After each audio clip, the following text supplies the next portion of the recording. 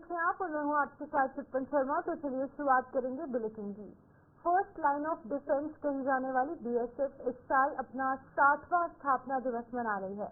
मात्र 25 बटालियन से शुरू हुई बीएसएफ की मौजूदा समय में कुल 193 बटालियन देश में विभिन्न हिस्सों में सरहदों की रक्षा कर रही है।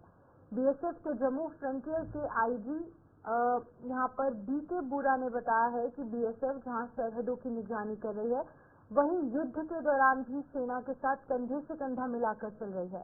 उन्होंने जम्मू बॉर्डर का हवाला देते हुए बताया कि ये बॉर्डर बेहद संवेदनशील है और हमारे जवान कठिन से कठिन परिस्थितियों में भी अपनी जिम्मेदारी बखूबी निभा रहे हैं।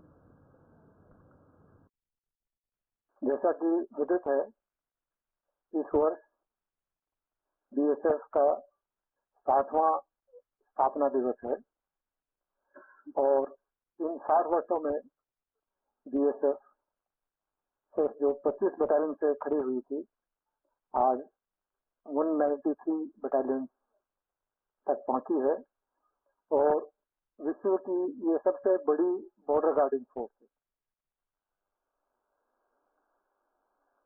बीएसएफ के 2 रोल डिफाइन किए गए हैं। एक है border guarding in peace time और दूसरा है वार टाइम रोल, आर्मी के साथ कंधे से कंधा मिलाकर लड़ाई के समय देश की सीमाओं की रक्षा करना।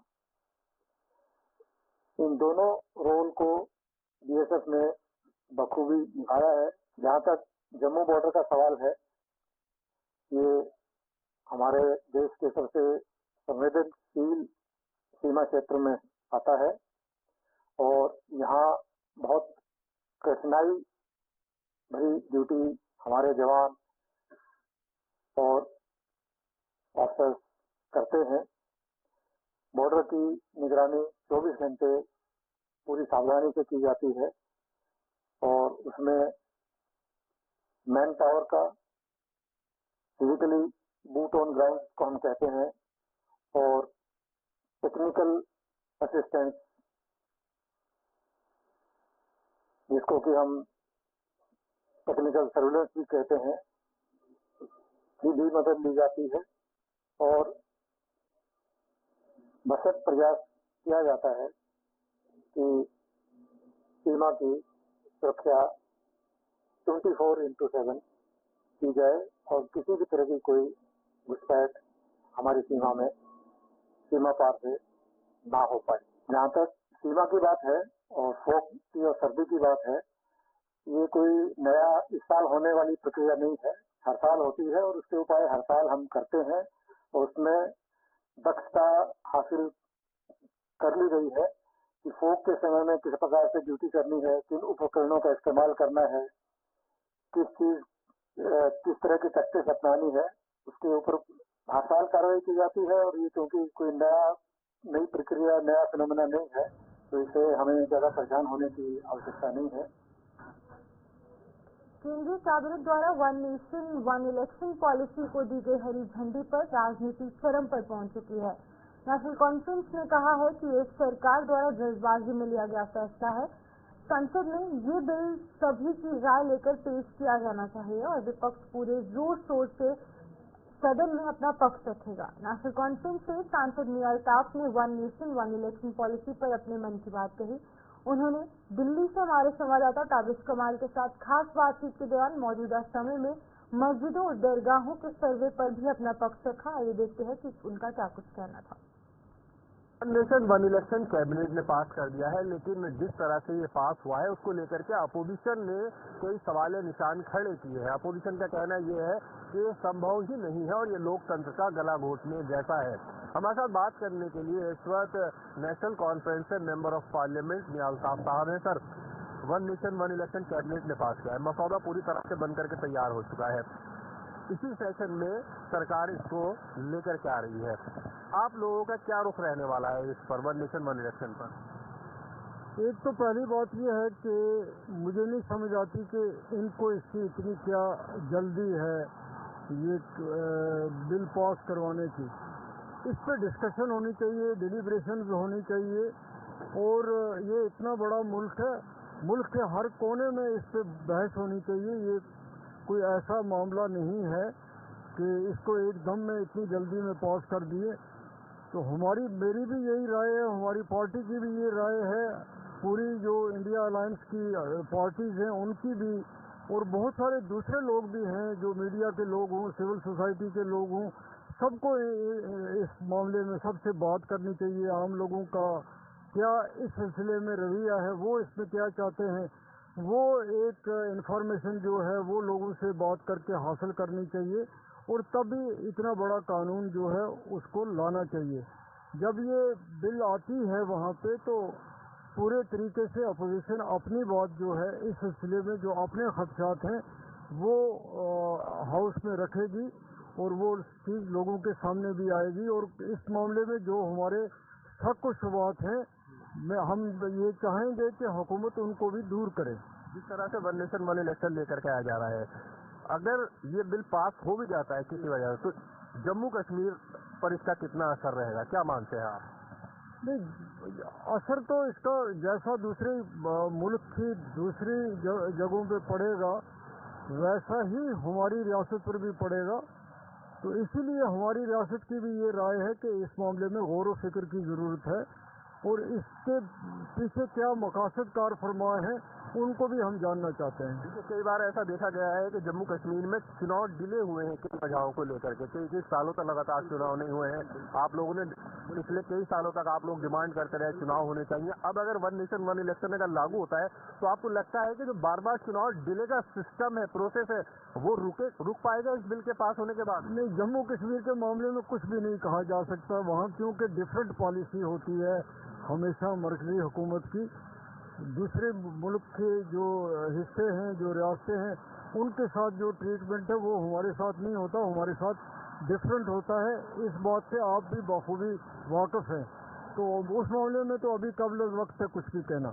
अच्छा, एक और बहुत अहम इस वक्त इशू चल रहा है, वो चल रहा है जिस तरह से जो धार्मिक स्थल है, जितने भी धार्मिक स्थल है, उन सब के लेकर के अर्जियां लगाई जा रही हैं अलग अलग। लेकिन सुप्रीम कोर्ट ने कहा है कि इस तरह की अर्जियों पर रोक लगनी चाहिए।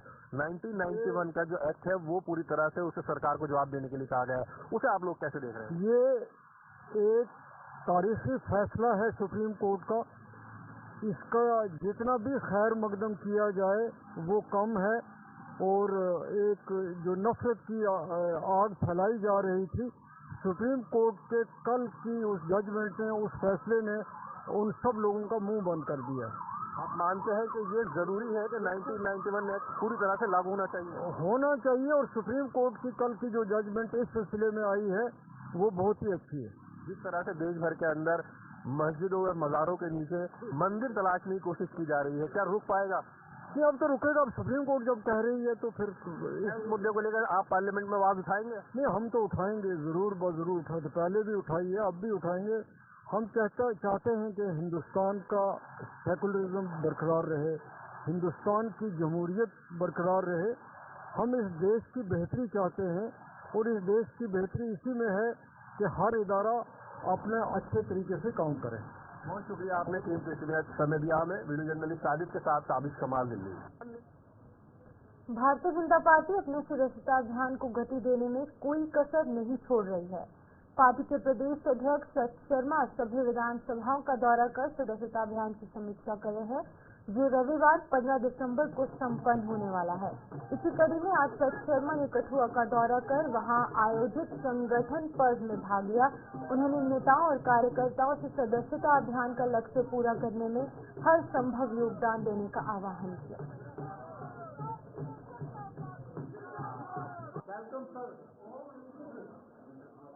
जम्मू कश्मीर में भी क्योंकि असेंबली के चुनाव से हमारा संगठनात्मक चुनाव जो था वो लेट हुआ। 6 नवंबर से इसकी शुरुआत हुई थी और 15 दिसंबर तक इसको हम लोग समापन की तरफ अग्रसर हैं ताकि एक्टिव मेंबरशिप कर सकें और उसके बाद संगठनात्मक चुनाव जो है वो हो सके। इसी प्रक्रिया को लेकर आज कठुआ का दौरा था। मैं यहाँ पर पहुँचा हूँ।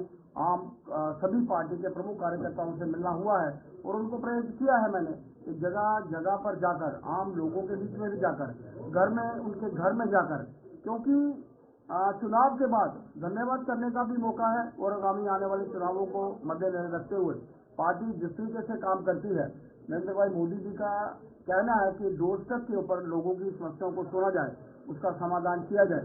उसी के अंतर्गत पार्टी के कार्यकर्ता जो है घर घर में जाकर मेंबरशिप करे, इसको लेकर यह विषय हम तो कार्यकर्ताओं के बीच में रखा है और मेरा मानना है कि अच्छा वातावरण से हम लोग। पीडीपी नेता इल्तिजा मुफ्ती के खिलाफ आज एक और थाने में शिकायत दर्ज करवाई है। इल्तिजा मुफ्ती द्वारा हिंदुत्व पर सोशल मीडिया पर डाली गई एक पोस्ट के खिलाफ हिंदू संगठनों में उनके प्रति बेहद गुस्सा देखा जा रहा है और आज हीरानगर डेवलपमेंट फोरम ने हीरानगर थाने में इल्तिजा मुफ्ती के खिलाफ शिकायत करवाकर एफआईआर दर्ज करने की मांग की। फोरम के चेयरमैन धीरज गुप्ता ने बताया कि पुलिस ने इस संबंध में अपनी कार्रवाई एक हफ्ते में शुरू करने की बात कही है। एक एफआईआर लॉन्च करवाने के लिए एसएचओ हीरानगर के पास अप्रोच किया, जिसकी हमने इनको अपनी तरफ से एक एप्लीकेशन हीरानगर डेवलपमेंट फोरम की तरफ से इनको फॉरवर्ड कर दी है। इन्होंने एक हफ्ते का टाइम मांगा है और जो आगे की ये कार्रवाई अपने लेवल पे शुरू करेंगे। हम ये यहाँ पे आपके माध्यम से बता देना चाहते हैं कि इस सभ्य समाज में ऐसे स्टेटमेंट्स ये जो पॉलिटिकल लोग देते हैं, चाहे हिंदू के, चाहे मुस्लिम, चाहे सिख, चाहे ईसाई, ये हम जा किस तरफ रहे हैं। हीरानगर डेवलपमेंट फोरम ने अपना अपना ड्यूटी समझी कि इसको पूरी तरह एक्सपोज किया जाए इस मसले को और इसमें एफआईआर लगा के हम आगे के लिए आगे बढ़ेंगे। और इल्तिजा मुफ्ती को, मैडम को ये बता देना चाहते हैं कि आपकी फैमिली का पहले भी ये इतिहास रहा है। आपने जेएनके को आग में झोंकने में कोई कसर नहीं छोड़ी, चाहे रूबिया सईद का मसला हो। अब आप पॉलिटिकल एंट्री के लिए अब आपने इस तरह की स्टेटमेंट, हम मानते हैं कि आप इलेक्शन हारी हैं। इलेक्शन हारना ये डेमोक्रेटिक प्रोसेस में एक सिस्टम में एक हिस्सा है, लेकिन उसका ये मतलब नहीं है कि आप इस तरह की स्टेटमेंट।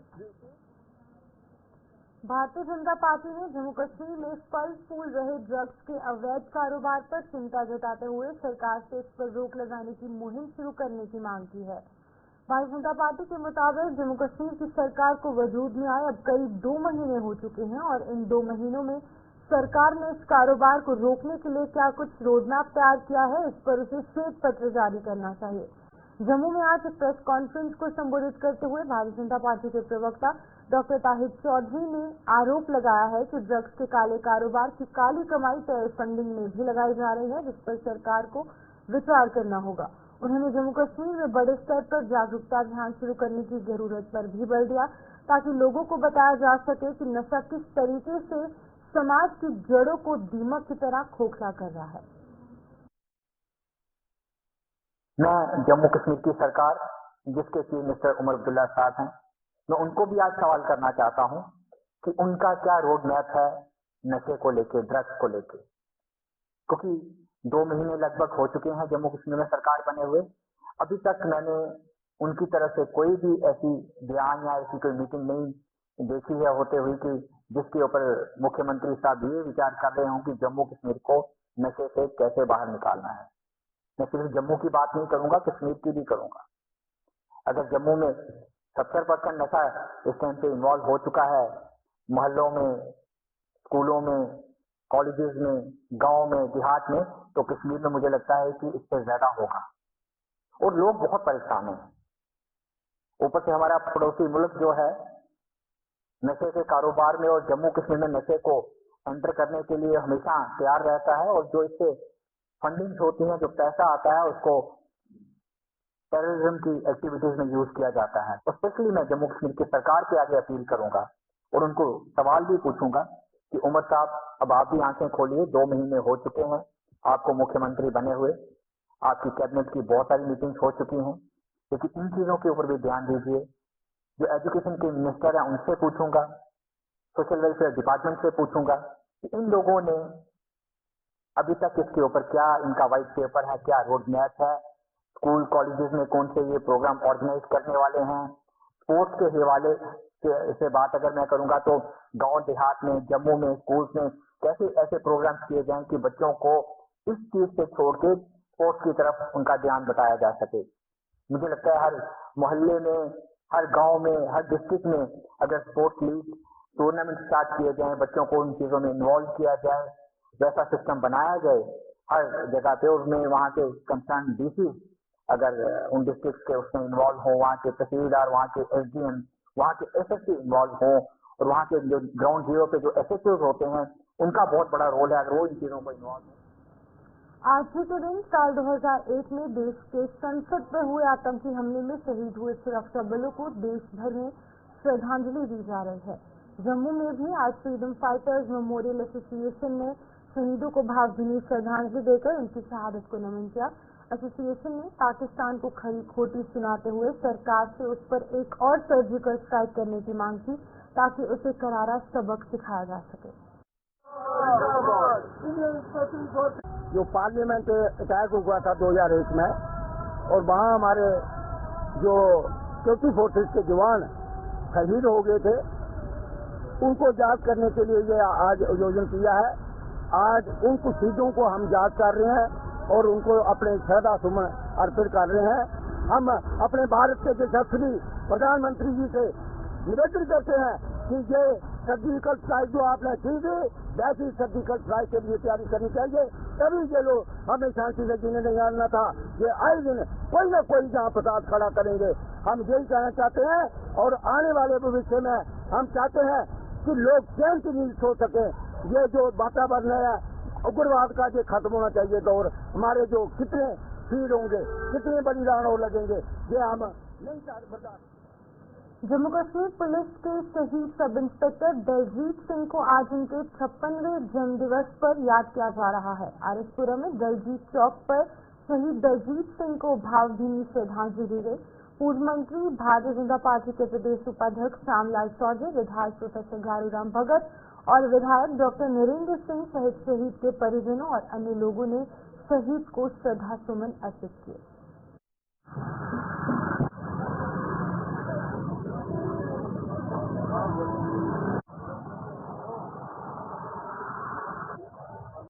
लोग आरक्षण में उनका जो जन्मदिन है उसको मनाया है। जगदीश सिंह ने अपना आने वाला चुनाव जिससे वो अपना बलिदान दिया और अपने देश की खातिर, भाग्य की खातिर उन्होंने अपना बलिदान दिया। उसको जान करते हुए आज यहाँ इस लोग ने हमारे बीच हमारे दोनों विधायक जिसने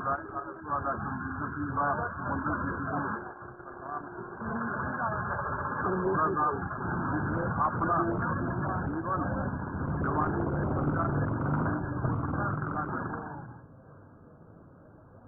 वहीं पशुपालन विभाग द्वारा जम्मू स्थित कार्यालय में आधुनिक ऑपरेशन थिएटर बनाया गया है। इस ऑपरेशन थिएटर का उद्घाटन आज विभाग की निदेशक डॉक्टर वहीदा प्रवीण ने किया, जिसमें जानवरों की सर्जरी और इलाज की हर तरीके की सुविधा दी जा रही है।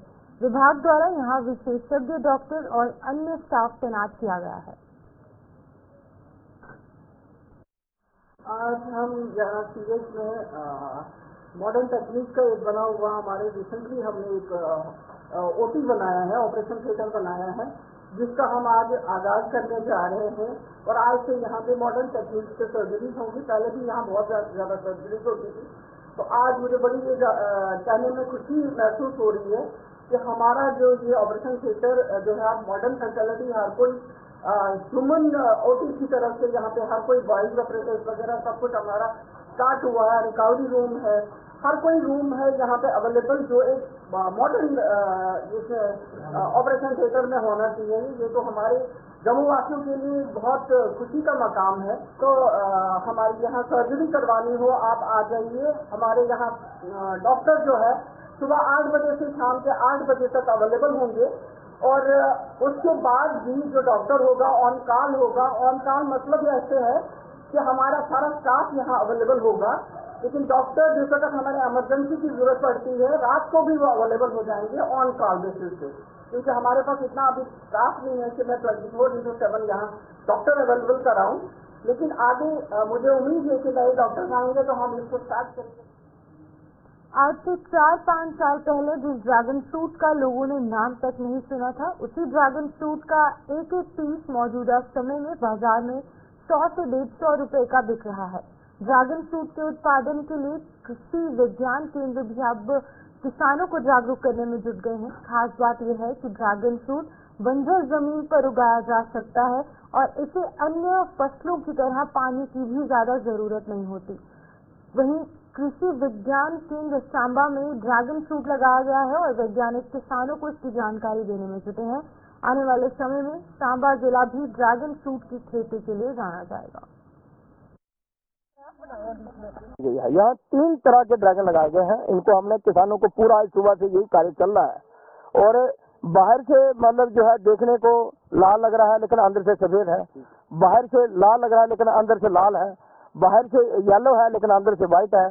तो इस तरह की 3 जो बनती है यहाँ पर, इनकी ये डेमोन्स्ट्रेशन यूनिट आप देखें ये बनाई गई है और कुछ लोग इनके जो प्रोडक्ट हैं तो वो हमने जो है जो ऑलरेडी लग चुका है हमारे पास फ्रूट वो लाया गया है, उसके बाय प्रोडक्ट भी बनाए गए हैं। उसमें डॉक्टर नीरज गुप्ता जी आप विस्तार में बताएंगे वैल्यूडेटेड, ताकि ये इन किसानों को ये पता चले कि कंडी में हमारी कुछ ऐसी खराबी हैं जिनसे जो जानवर हैं, जंगली जानवरों का बड़ा प्रकोप है। इधर मोरों का बहुत प्रकोप है सांबा में, जंगली सुरों का बहुत है, ये अपने गूंज जिसको नीलगाय कहते हैं उनका बड़ा है, बंदरों का बड़ा है। तो मैं कहता हूँ एक वरदान साबित हो सकता है। तो हमारा जो आज का कार्यक्रम था कि हम जागरूक करें लोगों को, इसके बारे में ज्यादा से ज्यादा जानकारी दें कि ये क्रॉप किस तरह से लगाई जाती है, इसको लगाने के क्या फायदे हैं, कितना प्रॉफिट हम इससे ले सकते हैं। तो पूरा हमने आज इनको प्रिंटिंग मटेरियल भी साथ में डिस्ट्रीब्यूट किया है कि घर जाके या किसी और को भी दिखा के पढ़ सकते हैं कि हम इसमें कैसे कैसे करते हैं। तो इनको हमने शुरू से कि जैसे इसमें सबसे ज्यादा फर्स्ट जो चीज है दैट इज प्लांटिंग मटेरियल, कि आपको अच्छा प्लांटिंग मटेरियल हमने यहाँ पे अपना डेमोन्स्ट्रेशन यूनिट एक यहाँ लगाया है और एक हमारा चट्टा यूनिवर्सिटी में भी हमने लगाया। इसका मकसद ये है कि फार्मर लगाने से पहले अगर चाहे तो आके यहाँ पे देख सकता है कि कैसे लगाया। आज बेसिक जैसे अभी जस्ट हमारी ये प्लांटिंग हुई है, आपने जो अपने प्लांट्स दिखाए हैं, तो ये पूरा जब तक ये ग्रो हो रहा है ये यहाँ पे आके इसको देख सकते हैं। ऐसे ही कट्ठा में हमारा जो है हमने पिछले साल से जो है डेमोन्स्ट्रेशन यूनिट लगाया हुआ है, जिसमें हम पूरी पैकेज एंड प्रैक्टिस इसकी डेवलप कर रहे हैं कि फार्मर को कितनी खाद देनी है, कब कितनी खाद देनी, क्योंकि नई क्रॉप है, किसी को नहीं पता है कि कब पानी देना है, कितना फर्टिलाइजर देना है, कितनी इसमें क्या क्या प्रॉब्लम्स आती है। तो हम वो पूरा स्टैंडर्डाइज कर रहे हैं ताकि फार्मर जो भी इसको लगाएगा उसको किसी तरह की प्रॉब्लम ना आए। मगर अगर आप यही फ्रूट के different products, value added products बनाएंगे तो लोगों को उसका ज्यादा बेनिफिट होगा और वो अपने जितना भी ऑफ सीजन टाइम में इस क्रॉप का मजा ले सकते हैं। जैसे कंडी इलाके की आप बात करें तो आज तो हमारा फोकस ड्रैगन फ्रूट पे है। ऐसे भी कंडी इलाके के जितने भी सारे फ्रूट्स हैं, लोग अगर खासकर हमारे साथ आज जितने भी लोग सीखने वाले थे मैक्सिमम लेडीज है, मगर क्या कहते हैं अगर वो मैक्सिमम फ्रूट्स की जो ड्रैगन फ्रूट है जो और भी फ्रूट्स हैं, अगर उनको वो बनाने मतलब इसके डिफरेंट वैल्यू एडेड प्रोडक्ट्स बनाए तो वो अपने लिए एक्स्ट्रा इनकम जनरेट कर सकती हैं इसके जरिए। मैं सांबा से हूँ। आज हम कृषि विज्ञान केंद्र सांबा में आए हैं। यहाँ पे हमें ड्रैगन फ्रूट के बारे में ट्रेनिंग दी गई है और हमें इस ट्रेनिंग को लेकर बहुत ही अच्छा लग रहा है कि हमें इसमें पता चला है कि जो हमारी बंजर जमीन है जहाँ हमें कोई खेतीबाड़ी नहीं होती थी, वहाँ पे हम ये खेती कर सकते हैं ड्रैगन फ्रूट की। और इसमें कोई पानी की ज्यादा जरूरत भी नहीं है कि सूखी जगह पे जो कंडी एरिया है हमारा वहीं पे ये होता है। और हमारे जितने भी सांबा डिस्ट्रिक्ट के कंडी एरिया के किसान भाई बहन है, मैं सबसे यही कहना चाहती हूँ कि सभी को ड्रैगन फ्रूट की खेती है जो वो करनी चाहिए, जिससे हमें अच्छा मुनाफा हो सकता है। और हमारा सौर ऊर्जा को घर घर पहुंचाने के लिए शुरू की गई प्रधानमंत्री सूर्य घर मुफ्त बिजली योजना के प्रति लोगों को जागरूक करने के लिए जम्मू संभाग में अलग अलग जगहों पर कैंप लगाए जा रहे हैं। इसी कड़ी में कठुआ के डीसी कार्यालय परिसर में आज एक ऐसा ही कैंप लगाया गया जिसमें बिजली विभाग के अलावा कुछ बैंकों के स्टाफ ने भी लोगों को इस योजना का लाभ लेने की औपचारिकताओं की जानकारी दी। लोगों को बताया गया कि सोलर पैनल लगाने के इच्छुक लोगों को सब्सिडी भी दी जाएगी और अगर वो चाहें तो बैंक लोन भी ले सकते हैं। खर्चा उसमें 1,60,000 रुपया, 1,65,000 रुपये के करीब होना है। उसमें से 65,000 रुपये आपको खुद लगाना है और 1,00,000 रुपये सरकार की तरफ से सब्सिडी। 65,000 में आपके घर में 3 किलोवाट का सोलर इंस्टॉल हो जाएगा। आपके 350 यूनिट बिजली के बिल्कुल फ्री हैं। और अभी जैसे हमने सुना कि 25 साल के लिए 25 साल की वारंटी है। 25 साल के लिए आपका अगर आप सोसाइटी बिजली यूज करते हैं तो आपका बिजली का बिल ऑलमोस्ट 0 के करीब आपका बिल 25 साल के लिए आएगा। तो ये स्कीम वैसे भी अच्छी, बिजली का बिल भी कम होता है, एनवायरमेंट फ्रेंडली भी है, और मैं यही लोगों को अपील करता हूँ कि आपको सामने आके लगाना चाहिए। फिर कैलकुलेट करें तो 25 साल में 35,000 से ज़्यादा बिजली का बिल हम लोग देंगे। कोई भी घर अपना कैलकुलेशन कर ले, महीने का 300-400 रुपये का भी अगर सबसे कम रेट पे मान के चलें तो 400 रुपये महीना देकर भी 25 साल में 65,000 से ऊपर खर्चा होना ही होना है।